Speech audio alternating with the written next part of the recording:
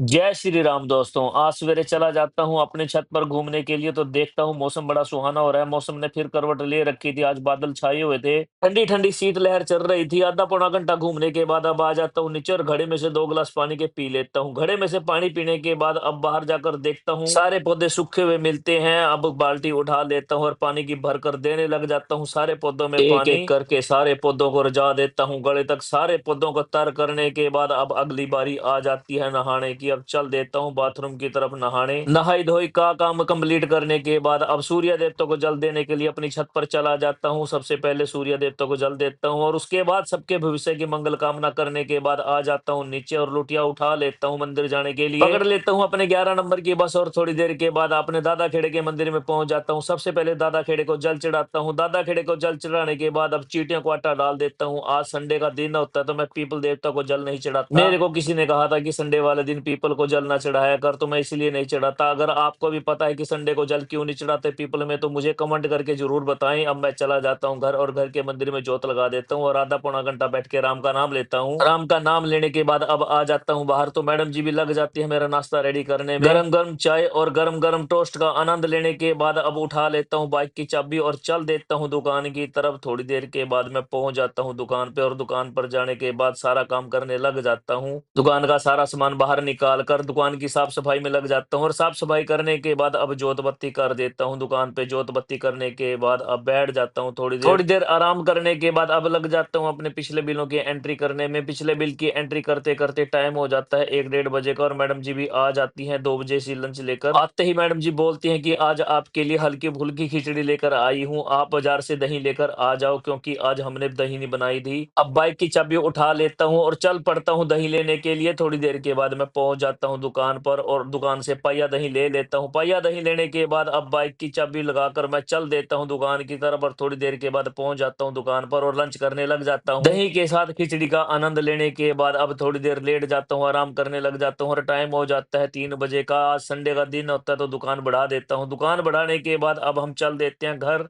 घर जाने के बाद देखता हूँ चिराग सर लगे थे अपने लैपटॉप में कॉलेज का काम करने के लिए। अब चिराग सर को बोलता हूँ थोड़ी सी मेरे को साइड दे दे, मेरे को सोना है। अब थोड़ी देर सो जाता हूँ। 5 बजे मेरी आंख खुलती है। मैडम जी चाय बनाकर दे देती हैं। चाय पीते ही अब मैडम जी बोलती हैं कि जो भी जोत बत्ती हम लगाते हैं उसका काफी सारा सामान इकट्ठा हो रहा है और कुछ और भी सामान पड़ा है उसको प्रवाहित कर कर आना है। मान लेता हूँ मैडम की बात और मैडम को बाइक पर बिठाकर चल देता हूँ नहर की तरफ और थोड़ी देर के बाद हम पुल पर पहुंच जाते हैं। मेरे बिल्कुल सामने ये सूर्यास्त का नजारा दिखता है जो कि मेरे मन को मोह लेता है। अब थोड़ी देर के बाद मैं पहुंच जाता हूँ पेट्रोल पंप पर और बोलता हूँ पेट्रोल पंप वाले को कि टंकी को हिला हिला कर ठाड़ी भर दे मेरे भाई। बाइक की टंकी को फुल करवाने के बाद अब थोड़ी देर बाद पहुंच जाता हूँ नहर पर और जितना भी सामान हमारा विसर्जित करने वाला होता है उसको प्रवाहित कर देता हूँ। सारे सामान को विसर्जित करने के बाद अब थोड़ी देर खड़े हो जाते हैं और मनमोहक नजारा देखने लग जाते हैं। ठंडी ठंडी हवा चल रही थी और नहर के किनारे पर बैठे हम इन मनमोहक नजारों का आनंद ले रहे थे। 15 से 20 मिनट के बाद अब मैडम जी बोलती हैं कि चलो चलते हैं, मेरे को मंदिर जाके आना है। अब सबसे पहले मैडम को ले चलता हूँ मंदिर। 15 से 20 मिनट का सफर तय करने के बाद अब हम मंदिर में पहुंच जाते हैं। मंदिर में पहुंचने के बाद जितने भी देवी देवता होते हैं सबको नमस्कार करते हैं और सबको नमस्कार करने के बाद आसन बिछाकर लग जाते हैं पाठ करने। सारा पाठ कंप्लीट करने के बाद अब मैडम जी बोलती हैं कि चलो अब मेरे को राशन वाली दुकान पर लेके चलो। मैं पूछता हूँ मैडम जी आज क्या खत्म हो गया। मैडम बोलती हैं कि घर में जीरा बिल्कुल भी नहीं है, कल सब्जी का छौंक कैसे लगाऊंगी। अब मैं ले चलता हूँ राशन वाली दुकान पर और पाया जीरा ले लेता हूँ। जीरा लेने के बाद मैडम जी को तो छोड़ देता हूँ घर पे और मैं बाइक उठाकर चल देता हूँ अपनी कटिंग करवाने के लिए।